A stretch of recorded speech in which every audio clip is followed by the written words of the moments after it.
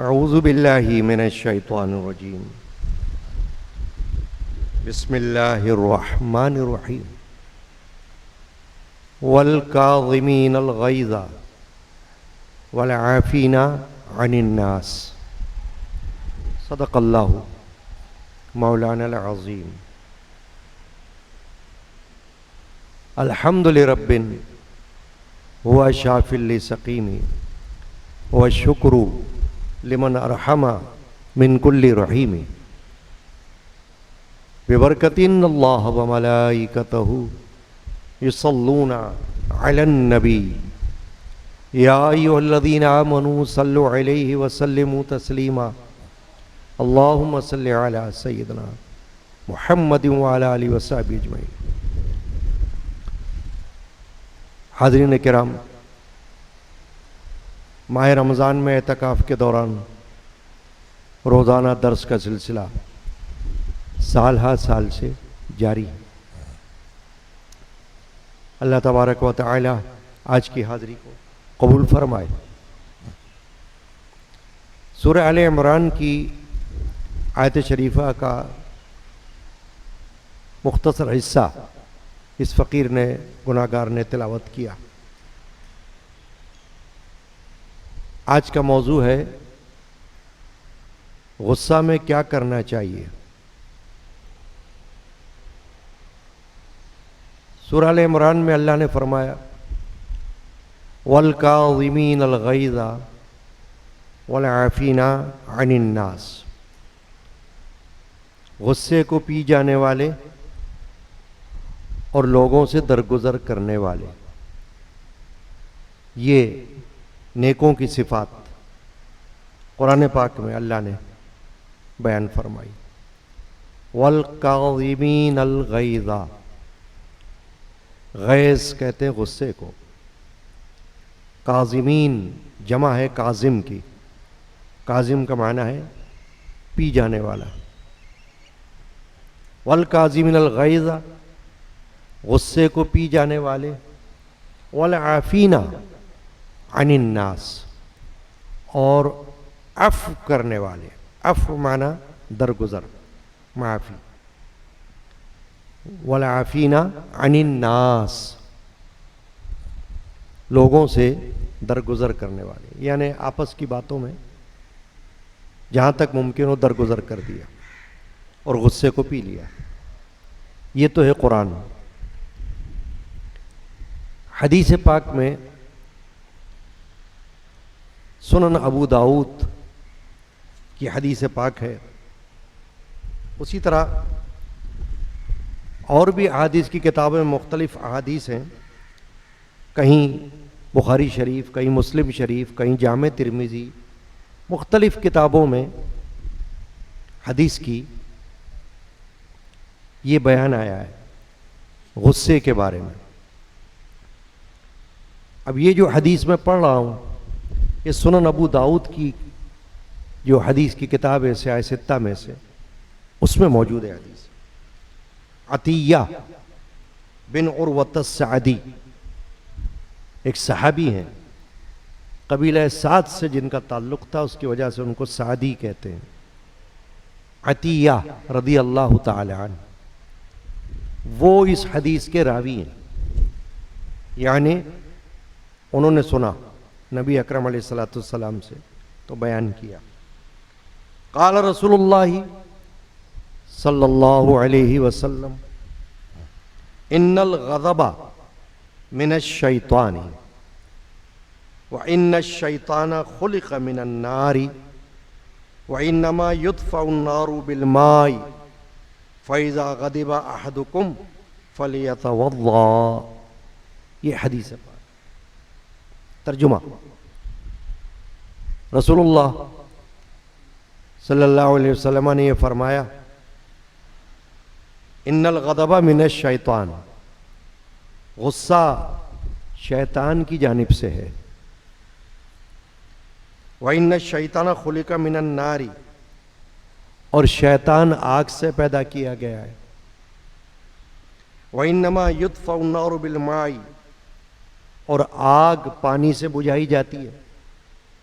فَإِذَا غَضِبَ أَحَدُكُمْ فَلْيَتَوَضَّأْ، تو اگر تم میں سے کسی کو غصہ آ جائے تو وہ وضو کرے. یہ حدیث پاک. غصے کو دفع کرنے کے اور بھی طریقے حدیث میں ہی بیان ہوئے ہیں، دوسری احادیث میں مختلف طریقے جن کا بیان ہوگا. پہلے یہ دیکھ لیں کہ غصہ کہاں جائز کہاں ناجائز، کہاں حلال کہاں حرام. عام طور پر غصے کے بارے میں محاورہ مشہور ہے، غصہ حرام ہے، غصہ حرام ہے. فقہاء نے فرمایا غصہ ہر وقت حرام نہیں ہے، مختلف مواقع پر حرام ہوتا ہے. جہاں حرام کا موقع ہوگا وہاں حرام ہے، جہاں حلال کا موقع ہوگا وہاں حلال ہے. آپ کہیں گے اس کا کیا مطلب ہوا؟ مطلب یہ ہوا جہاں غصہ حرام ہے وہاں غصہ نہیں کرنا ہے، غصہ کرا تو غلط. جہاں غصہ حلال ہے وہاں غصہ کرنا ہوگا، غصہ نہیں کیا تو غلط. اب فرق واضح ہو گیا کہ کہیں غصہ کرنا ہوگا کہیں غصہ نہیں کرنا ہوگا، اور دونوں باتیں رسول اکرم صلی اللہ علیہ وسلم سے ثابت ہے. غصہ کرنا بھی ثابت ہے، غصہ نہ کرنا بھی ثابت ہے. تو اب اس کا نتیجہ کیا نکلا کہ جس موقع پر غصہ منع ہے وہاں غصہ حرام کہلائے گا، جہاں پر غصہ کرنا منع نہیں ہے بلکہ کرنا ہے وہاں نہیں کیا تو غلط ہوگا. تو اب آپ کہیں گے کہ پھر وہ کون سے مواقع ہیں؟ وہ مواقع یہ ہیں کہ ایک غصہ ہوتا ہے انسان کو صرف اپنی ذاتی معاملے پر، صرف اپنی ذات کا معاملہ، دین کا کوئی دخل نہ ہو، اسلام کا کوئی مسئلہ ہی نہ ہو، نہ اللہ کا معاملہ، نہ رسول کا معاملہ، نہ بزرگان دین کا معاملہ، نہ کعبۃ اللہ کا معاملہ، نہ مسجد نبوی کا معاملہ، نہ اہل بیت کا معاملہ، نہ صحابہ کرام کا معاملہ، نہ مسجد کا معاملہ، نہ مزار کا معاملہ. سمجھ رہے بات؟ یہ کتنی ساری باتیں میں نے بتائی. یہ باتیں وہ ہیں جہاں کوئی بات ہو جائے غصے کی تو غصہ کرنا جائز ہی نہیں، ضروری ہوگا. غصے کا اظہار، غصے کا مطلب یہ کہ ناراضگی. اب غصہ تو مختلف درجات کا ہوتا ہے نا، کوئی غصے میں ڈنڈا بھی مار سکتا ہے، کوئی غصے میں زبان بھی چلا سکتا ہے، کوئی غصے میں ناگواری کا احساس کر سکتا ہے. مختلف یعنی کیفیتیں ہیں، لیکن غصہ ان سب کا نام غصہ ہے. غصے میں ہی آدمی کبھی بیوی کو طلاق بھی دے دیتا ہے، غصے میں ہی کبھی کسی سے لڑ بھی پڑتا ہے، غصے میں بھی کبھی کسی کو گالی بھی دیتا ہے، اور غصے میں ہی کبھی کسی کو مارتا بھی ہے. وہ اپنی ذات کے لیے ہوتا ہے. تو جہاں یہ فرمایا وَالْكَاظِمِينَ الْغَيْظَ وَالْعَافِينَ عَنِ النَّاسِ، قرآن کی آیت شریفہ کا حصہ میں نے پڑھا کہ جو لوگ نیک ہیں وہ غصے کو پی جانے والے اور لوگوں سے درگزر کرنے والے. وہ ذاتی معاملے میں اپنی ذات کا معاملہ ہو تو بندے کو اختیار ہے کہ درگزر کر دے اور غصے کو بھی کنٹرول کرے. میرے جد امجد مولانا شاہ محمد غلام رسول قادری رحمۃ اللہ علیہ عصر کے بعد کی محفل میں بیان فرما رہے تھے. اسی وقت روزانہ محفل ہوتی تھی تو کوئی بات آئی، موضوع آیا، آپ کی زبان پر کوئی گفتگو آئی تو آپ نے یہ آیت شریفہ پڑھی جو میں نے ابھی پڑھی ہے سورہ آل عمران کی. فرمایا وَالْكَاظِمِينَ الْغَيْظَ وَالْعَافِينَ عَنِ النَّاسِ، غصے کو پی جانے والے اور لوگوں سے درگزر کرنے والے. پھر آپ نے ایک واقعہ بیان فرمایا، ان سے سنا میں نے، بعد میں کئی کتابوں میں بھی لکھا دیکھا. فرمایا کہ حضرت سیدنا امام حسین رضی اللہ تعالی عنہ دسترخوان پر بیٹھے ہوئے تھے کھانے کا وقت تھا، تو کنیز اس نے سالن کا پیالہ، کٹورا جس میں سالن تھا، وہ لایا دسترخوان پر رکھنے کے لیے۔ اتفاق سے اس کے ہاتھ سے پیالہ چھلک گیا سالن کا، تو سالن گرا حضرت امام کے کپڑوں پر، تو آپ کو ناگوار محسوس ہوا، جیسے اچانک ہو جاتا ہے نا، اچانک، تو آپ نے اس کی طرف دیکھا ذرا ناگواری سے، تو چونکہ وہ کنیز تھی اہل بیت کے گھر کی، تو قرآن حدیث سے واقفیت ہونا ظاہر ہے کہ اس کو بھی ہوگا۔ اس نے فوراً یہ آیت پڑھی، کنیز نے، یعنی جب دیکھا کہ امام کے چہرے پر ناگواری ہے، غصہ ہے، تو فوراً آیت پڑھی، وَالْكَاظِمِينَ الْغَيْظَ وَالْعَافِينَ عَنِ النَّاسِ، یعنی یاد دلایا کہ غصے کو پی جانے والے، لوگوں سے درگزر کرنے والے اللہ نے فرمایا قرآن میں۔ حضرت امام نے فوراً اپنے آپ کو روکا اور اس سے فرمایا جا تو آزاد ہے، تجھے آزاد کر دیا جا۔ یہ واقعہ میرے جد امجد نے بیان کیا۔ تو دیکھیے کیا شان ہے کہ بات سے بات یاد آتی ہے کہ میں آج اتنے سالوں کے بعد، ان کے پردہ فرمائے ہوئے 50 سال کا زمانہ گزر گیا، آج یہ بات کر رہا ہوں اور انہی کی بات یاد آ رہی ہے اور بیان کر رہا ہوں۔ تو اب میں نے جو بات کی وہ کیا کی کہ غصے کے مواقع مختلف ہوتے ہیں۔ بعض مواقع اپنی ذات کے حوالے سے ہوتے ہیں، دنیا کے حوالے سے ہوتے ہیں، بعض مواقع دین کے حوالے سے ہوتے ہیں۔ اب یہ جو موقع تھا کہ جو سالن کا پیالہ چھلکا اور سالن گرا، یہ دین کا مسئلہ نہیں تھا، یہ ذاتی مسئلہ تھا۔ تو اسی لیے اس کنیز نے فوراً یہ آیت پڑھی اور امام عالی مقام نے اسے آزاد بھی کر دیا، یعنی غصے پر قابو پا لیا، آپ نے کچھ نہیں بولا۔ تو دین کے مواقع پر غصہ آنا یہ جائز ہی نہیں، احسن ہے۔ احسن مانے اچھی بات ہے۔ غصے کا اظہار کا مطلب یہ ہے کہ ناگواری پیدا کرو اپنے اندر، بولو بھائی کیا بات کر رہے ہو تم، مجھے اچھا نہیں لگ رہا، دین کے حوالے سے آپ ایسی بات کر رہے ہو، مثلاً کوئی توہین آمیز بات کرے اسلام کے بارے میں، پیغمبر اسلام کے بارے میں، اللہ تبارک و تعالیٰ کے بارے میں، صحابہ کرام کے بارے میں، اہل بیت پاک کے بارے میں، اولیاء اللہ کے بارے میں، مساجد کے بارے میں، مزارات شریفہ کے بارے میں، تو پھر اس وقت غصہ آنا جائز ہے اور اچھا ہے، تاکہ اگلے کوئی احساس ہو کہ میں نے غلط بات کی، ورنہ اگلا ہوشیار ہو جائے گا، یعنی وہ ہو جائے گا اور زیادہ جری کہ چلو کوئی بات نہیں، اس کو تو کوئی احساس ہی نہیں۔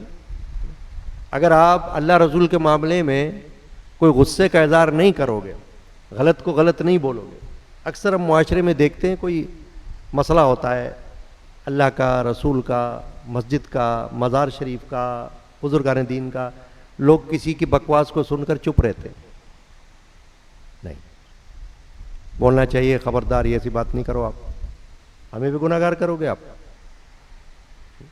غلط بات کر کے اسلام کے حوالے سے، دین کے حوالے سے، اللہ رسول کے حوالے سے، اہل بیت کے حوالے سے، صحابہ کے حوالے سے، بزرگان دین کے حوالے سے، مسجد کے حوالے سے، مدرسے کے حوالے سے، یعنی جہاں دین کا کوئی مسئلہ ہو بالکل وہاں آپ غلط بات کر رہے ہو، ہم آپ کی بات کو سن لیں تو ہمارے پر لعنت ہے نا۔ پھر یہ کہنا چاہیے، یہ نہیں کہ ساتھ دو اس کا، ہاں ٹھیک بات، کیا بول رہے تھے تم، دوبارہ بولو۔ نہیں، یہ کہنا خبردار، چپ، آئندہ نہیں بات کرنا ہے ایسی غلط بات ہمارے سے۔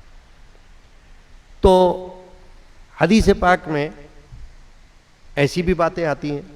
ام المومنین عائشہ صدیقہ رضی اللہ عنہا فرماتی ہیں کہ اگر رسول اللہ صلی اللہ علیہ وسلم کو کوئی ذاتی طور پر کچھ کہتا، خود حضور موجود ہے تو ان کا اختیار ہے، کسی کو معاف کریں، کسی کو سزا دیں۔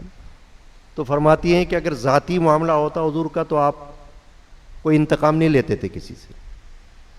اور اگر دین کا معاملہ ہوتا تو حضور کو غصہ آ جاتا تھا. ہو گئی نا بات وہی جو میں نے ابھی کہا. حدیث پاک موجود ہے, جس کا جی چاہے آ کر دیکھ لے. کہ فرمایا اگر دین کا کوئی بات ہوتی تو سرکار دو عالم صلی اللہ علیہ وسلم کو غصہ آتا تھا. کیا بکواس ہے,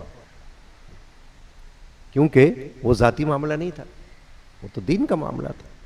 تو معاشرے میں ہمارے کیا ہوتا ہے, کسی کے باپ کو گالی دے دے کوئی تو غصہ آ جائے گا, ماں کو گالی دے دے غصہ آ جائے گا, اور کوئی پیغمبر کی شان میں توہین کرے تو کہتے ہیں کوئی بات نہیں, جانے دو بھائی, معافی کر لو, یہ کر لو, وہ کر لو.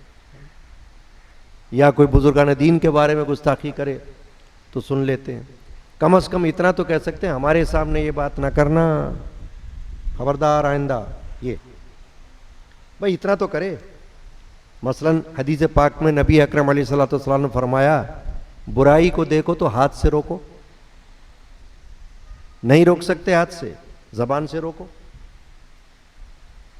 اور زبان سے بھی نہیں روک سکتے تو دل میں برا سمجھو. فرمایا یہ ایمان کی ادنا نشانی ہے کہ تم نے دل میں تو برا جانا نا.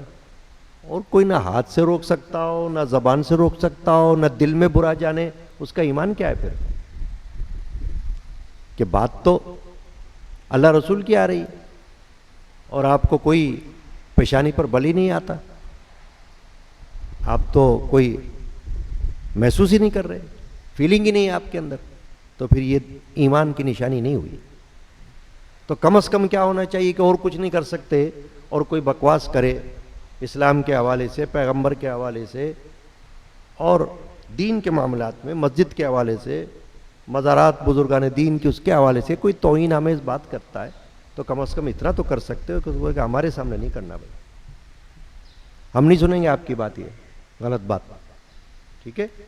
ہاں اپنے تک رکھو, تم گناہ گار بنو, ہمیں کیوں بنا رہے ہو گناہ گار غلط بات کر کے. یہ اب آئیے اس حدیث کی طرف. یہ تو معلوم ہو گیا نا کہ غصہ کہاں جائز ہے کہاں ناجائز.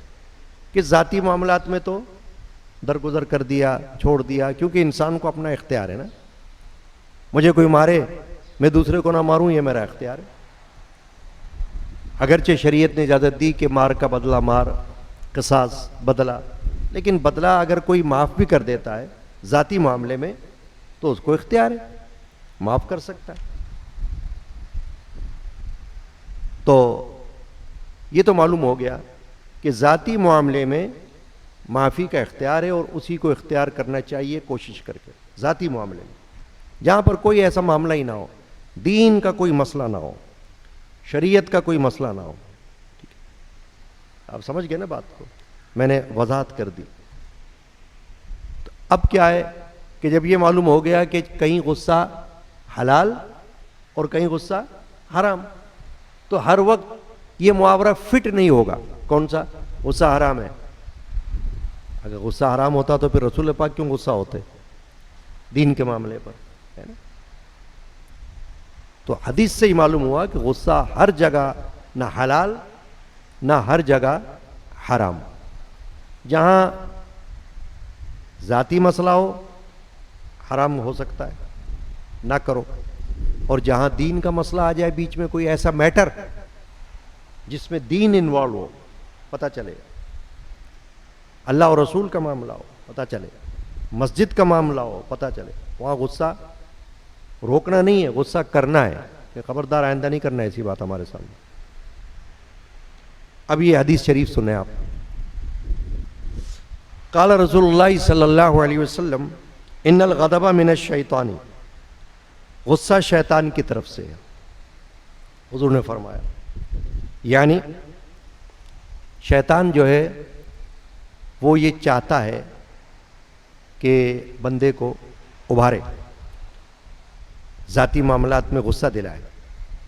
غصے میں آئے تو غصے میں کوئی کچھ بھی کر سکتا ہے نا, گالی بھی دے سکتا ہے, مار بھی سکتا ہے, قتل بھی کر سکتا ہے. غصے میں تو یہ بھی ہو جاتا ہے. آپ دیکھتے ہیں نا, کوئی بات میں ایسی کر رہا ہوں جو آپ کہو کہ بالکل انوکھی بات, تو مجھے بتا دینا آپ. جہاں آپ یہ سمجھو کہ صاحب ایسا تو ہوتا کہیں ہم نے دیکھا ہی نہیں, غصے میں کسی نے مار دیا ہو, ارے رات دن آپ میڈیا پہ اخبارات میں سنتے رہتے ہیں قتل کر دیا، کیوں؟ غصے میں کر دیا. طلاق دے دی، کیوں؟ غصے میں دے دی. کسی نے پوچھا استفتاء میں فتویٰ مانگا کہ غصے میں طلاق دے دی تھی تو طلاق ہوئی یا نہیں ہوئی؟ تو فقہاء نے، مفتیان کرام نے فتووں میں لکھا ہے، کہا کہ طلاق کیا خوشی سے ہوتی ہے؟ طلاق تو زیادہ تر غصے سے ہوتی ہے. کوئی بات ہو گئی، لڑائی ہو گئی، جھگڑا ہو گیا، یہ ہو گیا، وہ ہو گیا، غصے میں دے دی طلاق. تو طلاق تو غصے سے تو ہوتی ہے، تو ہو جائے گی. تو کہنے کا مقصد یہ ہے کہ شیطان بیچ میں آ جاتا ہے، کیونکہ ان الشیطان للانسان عدو مبین. اللہ نے فرمایا شیطان انسان کا کھلا ہوا دشمن ہے. کوئی اور ہو کہ نہ ہو، شیطان دشمن ہے. پھر اپنا نفس دشمن ہے. تو شیطان جو ہے وہ انسان کے رگوں میں آ جاتا ہے خون کی طرح، اور اس کو غصہ دلا دیتا ہے کہ اگلے نے اگر کوئی ایک بات ہی کی ہے تو تم 10 کرو، اگلے نے اگر ایک کوئی خراب بات کر لی تھی تو تم 10 کر لو، اگلے نے اگر ایک تھپڑ مارا تو تم 10 مارو. وہ شیطان یہ کرتا ہے، اکساتا ہے کہ تم تو اس سے بھی آگے بڑھو، شیر کو سوا شیر ہو جاؤ. تو فرمایا غصہ جو ہے شیطان کی طرف سے ہے. ابھی میں نے کہا کہ غصہ کہیں جائز کہیں ناجائز، کہیں حلال کہیں حرام. تو آپ دیکھیں کہ جہاد میں اگر دشمن پر غصہ آ جائے تو حلال ہوگا یا حرام ہوگا؟ حلال، کیونکہ وہ تو جنگ ہو رہی ہے دین اسلام کی، کفر کی اور اسلام کی. غصہ آنا وہاں اچھا ہے، فطری امر ہے. غصہ نہیں آئے گا تو کیا وہ جنگ کرنے والے سے کیا پیار کرے گا؟ کوئی محبت کرے گا؟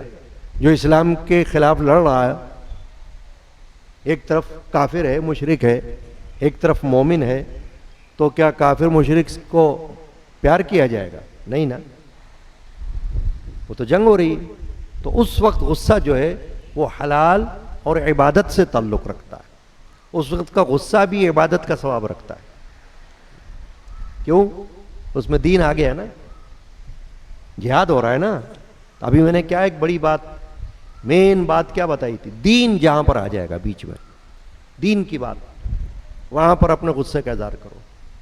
اپنی ذاتی معاملات کے لیے آپ غصہ کرتے ہو، وہ تو آپ اپنے آپ کو جائز سمجھ لیتے ہو. تو جہاں کوئی دین کا مسئلہ ہو، کوئی آپ کو بتایا بھائی اس میں دین کا مسئلہ ہے، تو وہاں تو کہنا چاہیے ہاں صحیح بول رہے ہو آپ. اور کوئی اگر دین کے خلاف بات کرے تو اس کو کہنا چاہیے خاموش ہو جاؤ. اب کیا فرمایا آگے؟ پہلے تو یہ ان الغضب من الشیطانی، غصہ شیطان کی جانب سے ہے. پھر فرمایا وَإِنَّ الشَّيْطَانَ خُلِقَ مِنَ النَّارِ، اور شیطان کو آگ سے پیدا کیا گیا ہے. یہ ہمیشہ بات یاد رکھنے کی قابل ہے. شیطان کی پیدائش، خلقت کس سے ہے؟ آگ. وہ کون ہے؟ جن. ابلیس کون ہے؟ جن ہے. بعض لوگ سمجھتے فرشتہ، کہتے وہ دیکھو فرشتوں نے سجدہ کیا تھا نا، شیطان بھی فرشتہ تھا، اس نے سجدہ نہیں کیا اللہ نے. ارے فرشتہ ہوتا تو سجدہ کیوں نہیں کرتا؟ فرشتہ تو وہ تھا ہی نہیں، وہ تو جنات میں سے تھا. فرشتوں میں اس لیے رہتا تھا کہ عبادت کرتا تھا اللہ کی، سجدے کرتا تھا، تو وہ رہتا تھا. اب جب اللہ نے فرمایا آدم کو سجدہ کرو، کہا میں نہیں کرتا.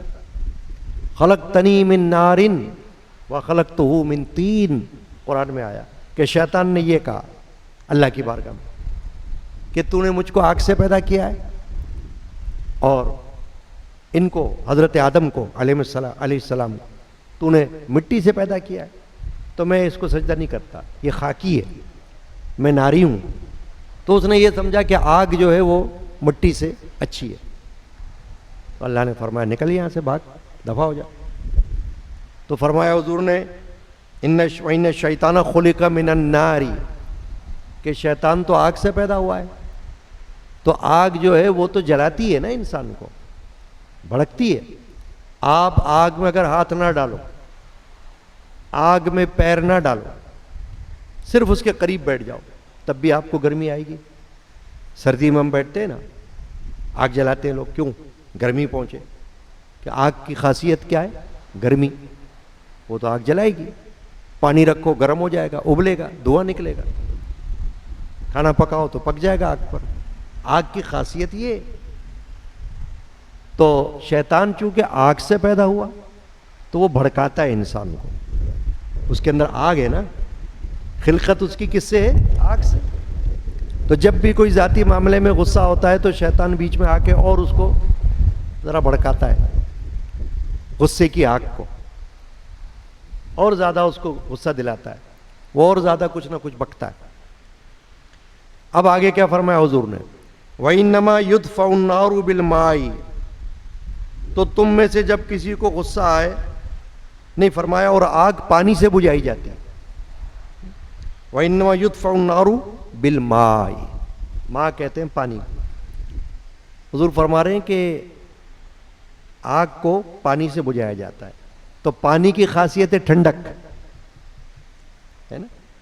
نہانے کے لیے انسان پانی ڈالتا ہے جسم پر، ٹھنڈک محسوس کرتا ہے. گرمی میں پانی پیتا ہے، ٹھنڈک محسوس کرتا ہے. آگ کی خصلت کیا ہے؟ گرمی. پانی کی کیا خاصیت ہے؟ ٹھنڈک. تو حضور نے فرمایا کہ آگ کو پانی سے بجھاؤ. فَإِذَا غَضِبَ أَحَدُكُمْ فَلْيَتَوَضَّأْ. تو تم میں سے جب کسی کو غصہ آ جائے تو وہ وضو کر لے. یہ جو میں نے کہا نا کہ موضوع یہ ہے کہ غصے میں کیا کرنا چاہیے، تو حضور فرما رہے غصے میں پھر وضو کر لو تو غصہ ختم ہو جائے گا. یعنی کوشش کرو کہ اس وقت جلدی سے وضو کرو، تو وضو سے ٹھنڈک پہنچے گی اعضاء پر تمہارے، تو غصہ تھم جائے گا. اب اس میں اور بھی طریقے کچھ رسول اکرم صلی اللہ تعالی علیہ وآلہ وسلم نے بیان فرمائے ہیں، اور وہ سب غصے کو دور کرنے کے لیے. مثلاً یہ فرمایا لا حول ولا قوت الا باللہ العلی العظیم پڑھو، یہ بھی پڑھو اس وقت غصے کے وقت. پھر فرمایا کہ اپنی کیفیت کو بدل دو. اگر تم کھڑے ہو تو بیٹھ جاؤ، بیٹھے ہو تو لیٹ جاؤ. حدیث پاک میں فرمایا. ترمذی شریف اور مسند احمد کی حدیث ہے. حضور فرماتے ہیں اذا غضب احدکم وهو قائم فليجلس فإن ذهب عنه الغضب وإلا فليتجع. کیا فرمایا؟ جب تم میں سے کسی کو غصہ آئے اور وہ کھڑا ہو تو بیٹھ جائے، اور اگر وہ بیٹھا ہو تو لیٹ جائے. فرمایا اگر بیٹھنے سے غصہ دور ہو جاتا تو ٹھیک، ورنہ پھر لیٹ جائے. تو یہ جو آپ اپنی پوزیشن کو تبدیل کرو گے اس سے بھی غصہ دور ہو جائے گا. یعنی اس وقت مزید بجائے غصے کی باتیں کرنے کے اپنے آپ کو تبدیل کر لو، کیفیت کو اپنی. ایک حدیث پاک میں حضرت ابو ہریرہ سے روایت ہے یہ حدیث، اور بخاری شریف کی حدیث ہے، صحیح بخاری شریف، حدیث کی سب سے افضل کتاب. وہ کہتے ہیں ان رجلا قال للنبی صلی اللہ علیہ وسلم. ایک شخص نے نبی صلی اللہ علیہ وسلم سے عرض کیا اوصنی، مجھ کو کوئی نصیحت فرما دیجئے. جیسے بعض لوگ بزرگوں کے پاس جاتے ہیں نا، کہتے ہیں حضرت کوئی وصیت تو کر دیجئے ہمیں، حضرت کوئی نصیحت فرما دیجئے ہمیں. ایسا بھی ہوتا ہے نا، یعنی کوئی اچھی بات ہمیں بتا دیں آپ جو ہم یاد رکھیں. تو اس شخص نے آ کے کیا کہا اللہ کے رسول صلی اللہ علیہ وسلم سے، اوصنی، مجھے وصیت فرما دیجئے یا رسول اللہ صلی اللہ علیہ وسلم. قال، حضور نے فرمایا لا تغضب، فردد ذلك مرارا. قال لا تغضب، فرمایا غصہ مت کیا کرو. اس نے پھر دہرایا سوال، حضور کچھ وصیت فرما دیجئے. حالانکہ حضور نے فرما دیا غصہ مت کرنا، تو سمجھا یہ ویسی فرما دیا کچھ اور بھی نصیحت ہو جائے گی. فرمایا، پھر عرض کیا حضور کچھ وصیت فرما دیجئے. حضور نے یہی فرمایا غصہ نہ کیا کرو. یعنی دوبارہ بھی حضور نے یہی نصیحت کی. معلوم ہوا کہ اس میں کوئی بڑی اہم بات ہے نا، کہ آپ نے تکرار فرمائی. سوال کرنے والے نے سوال کا تکرار کیا تو نبی اکرم علیہ الصلوۃ والسلام نے جواب میں بھی یہی تکرار فرمائی، غصہ نہ کیا کرو، غصہ مت کیا کرو. تو ایک اور حدیث پاک ہے اور صحیح مسلم صحیح بخاری دونوں میں ہے، سن لیجئے۔ سرکار دو عالم صلی اللہ علیہ وسلم فرماتے ہیں کوئی شخص کشتی لڑنے سے پہلوان نہیں ہوتا۔ کشتی ہوتی ہے نا پہلوانوں میں، فرمایا کشتی لڑنا کوئی پہلوانی نہیں ہے، پہلوان وہ ہے جو غصے کے وقت اپنے آپ کو کنٹرول کر لے، قابو میں کر لے۔ بولا یہ پہلوانی ہے، یہ پہلوانی۔ تو کشتیاں جب ہوتی ہیں تو پہلوانوں کی تو خواہش ہوتی ہے بھائی، ایک کی خواہش ہوتی ہے میں اس کو پچھاڑ دوں، تو دوسرے کی بھی وہی خواہش ہوتی ہے۔ دوسرا کب مسکین ہوتا ہے بیچارہ، تو کہے گا اچھا ٹھیک ہے ہرا دو تم مجھے، نہیں، وہاں تو دونوں ایک دوسرے کو ہرانے کے لیے کھڑے ہوئے ہیں نا۔ حضور نے فرمایا یہ کوئی بڑی بات نہیں ہے، یہ تو کھیل ہے، کھیل میں ہار جیت ہوتی ہے، ہر کھیل میں ہوتی ہے، وہ کھیل ہے، اس میں نہ ہار پہ غصہ آنا چاہیے نہ جیت پہ کوئی بہت بڑی بات ہو گئی۔ بھائی یہ تو کھیل ہے، جیتنا تو وہ ہے کہ تم اللہ کے لیے کچھ جیتو، دین کے راستے میں کچھ جیتو، کچھ اچیو کرو، تو کسی کو بتانے میں تمہیں فخر محسوس ہو میں نے یہ اچیو کیا۔ کوئی دین کا معاملہ تم نے ایسا کامیابی کے ساتھ طے کر لیا تو اس پہ تو کوئی بات ہے نا فخر کی۔ یہ کھیل کود کیا ہے، کوئی کرکٹ میں جیت جائے، کوئی ہاکی میں جیت جائے، کوئی فٹ بال میں جیت جائے، کوئی کشتی میں جیت جائے، یہ ہار جیت یہ دنیا کی کھیل کی جیت ہے، ہار ہے، نہ اس پہ غصہ آنا چاہیے، نہ اس پہ کوئی بہت بڑا فخر ہونا چاہیے، ہے نا۔ ایک عالم دین کے پاس ایک پہلوان گیا اور جا کے کہا حضرت مجھے ایک تعویذ چاہیے۔ کہا کیوں بھائی؟ کہا میری کشتی ہونے والی ہے، مجھے ایسا تعویذ دو میں اس کو پچھاڑ دوں، جیت جاؤں کشتی۔ انہوں نے کہا تم نے دیر کر دی، ابھی تم سے پہلے تمہارا مخالف تعویذ لے کے چلا گیا۔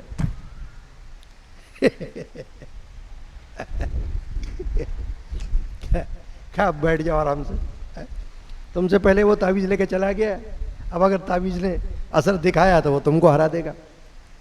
یہ ہے بات، دیکھیں آپ، ہے نا، یا تم سے پہلے تو وہ لے کے چلا گیا تمہارا مخالف، تم اب بعد میں آئے، بھائی دیر کر دی تم نے بچہ۔ تو آج کے درس میں جو بات ہے وہ یہ ہے کہ غصے کو کسی ذاتی معاملے میں کنٹرول کرنا، قابو پانا، یہ اچھا ہے، وہاں حرام ہوگا غصہ۔ اور جہاں دین کا معاملہ ہو اور ثابت بھی ہو جائے کہ کوئی میٹر ایسا ہے جو دین اسلام کی تعلیمات سے تعلق رکھتا ہے، وہاں پر اگر کوئی غصے کی بات ہو گئی تو اس پہ تو غصہ کرنا اللہ کو پسند ہے۔ غصے سے مراد یہ کہ ناگواری محسوس کرنا ہے۔ غصہ یہی نہیں ہوتا کہ آپ کسی کو قتل کر دو، ڈنڈے مارو، نہیں، غصہ تو یہ ہے کہ آپ کو ناگوار محسوس ہو، یہ بھی تو غصہ ہی ہے نا، اچھا نہ لگے اور آپ اظہار کر دو بھائی مجھے برا لگا آپ سے سن کر، اچھی بات نہیں کی آپ نے، کسی اور سے کرو بھائی، مجھ سے مت کرو، آپ گناہ گار ہوتے ہو، مجھ کو بھی گناہ گار کر رہے ہو، یہ مطلب ہے، وہاں سے اٹھ جاؤ۔ دیکھو قرآن پاک میں آخری بات بتا کے ختم کر رہا ہوں، اللہ تعالیٰ نے ایک جگہ فرمایا ہے، اس وقت جب کفر کا غلبہ بھی تھا دین اسلام کے شروع میں، تو صحابہ سے اللہ نے کیا فرمایا قرآن مجید میں، کیونکہ آپس میں ملنا جلنا تو رہتا تھا، کافر بھی وہیں رہتے تھے، مسلمان بھی وہیں رہتے تھے، جیسے آج کل بھی تو ہوتا ہے نا، کہیں ایک محلہ ایسا ہو جس میں مسلمان بھی رہ رہے ہوں، جس میں غیر مسلم بھی رہ رہے ہوں، تو مجبوری ہوتی ہے، ایسا ملک ہوتا ہے جیسے ہندوستان ہے، وہاں غلبہ ہے غیر مسلموں کا اور مسلمان جو ہیں وہ ان سے کم ہے۔ ایسے ہی آپ کسی یورپین ملک میں چلے جاؤ تو وہاں غلبہ ہوگا کافروں کا، عیسائیوں کا، یہودیوں کا، مسلمان ہوں گے وہ تھوڑے ہوں گے، ہے نا، مگر رہنا تو ہے نا۔ تو وہاں بھی جب شروع دور رسالت میں جب کفار مسلمان ساتھ ساتھ رہتے تھے تو اللہ نے ان کو ایک طریقہ بتایا، مسلمانوں کو کہا جب تم ان کے ساتھ بیٹھا کرو اور یہ کوئی خلاف بات کریں تو وہاں سے اٹھ جاؤ، اللہ نے فرمایا، یعنی پھر ان کے ساتھ مت بیٹھو جب تک کہ وہ اس بات کو نہ چھوڑ دیں، تاکہ ان کو احساس ہو کہ میں نے غلط بات کی۔ یہ نہیں کہ مزے لے کے سنو، نہیں بھائی، آپ اور کچھ نہیں کر سکتے، اتنا تو کر سکتے ہو کہ میں جا رہا ہوں، کیوں، کیا سمجھے آپ یہ تو کہہ سکتے ہو صاحب مجھے قوت نہیں تھی، نہ میں مار سکتا تھا، نہ میں کچھ ڈانٹ سکتا تھا، تو کوئی آپ سے یہ پوچھے گا کہ تم بھاگ بھی نہیں سکتے تھے وہاں سے، تم اٹھ بھی نہیں سکتے تھے وہاں سے، کیا سمجھے آپ؟ تو اللہ نے کیا طریقہ بتایا، یہ قرآن میں آئی بات کہ جب کافر اللہ اور رسول کے بارے میں کوئی بکواس کریں، اٹھ جایا کرو وہاں سے، راستہ الگ کرو اپنا، تاکہ ان کو پتہ چلے کہ ہم نے غلط بات کی۔ ان کا ساتھ مت دو، ہاں میں ہاں نہ ملاؤ، بولو ہم آپ کے ساتھ نہیں ہیں بھائی، غلط بات نہ، یہ چیز ہے۔